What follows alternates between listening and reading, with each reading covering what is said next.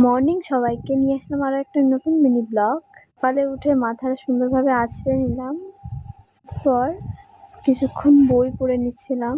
এরপর অনেক কাজ আছে, তারপর স্নান করে ফ্রেশ হয়ে আসলাম, ডাবের জল খেয়ে নিয়েছিলাম।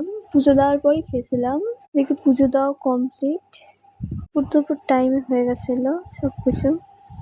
এরপর পুজোর প্রসাদটা খেয়ে নিলাম। বাবার জন্য দিকে করছিলাম বেলের শরবত, তার জন্য এমনি লেবুর শরবত করেছিলাম গুড় দিয়ে। একটু দোকানে গেছিলাম জিনিস নিতে, আর বিকেলে আমরা দুজন মিলে একটু সামনেই হাঁটতে বেরিয়েছিলাম, একটা আইসক্রিম খেলাম, আমাদের ছাদে কিছুক্ষণ আড্ডা দিলাম দুজনে। একদম অন্ধকার করে এসেছিল, মনে হচ্ছিল বৃষ্টি আসবে।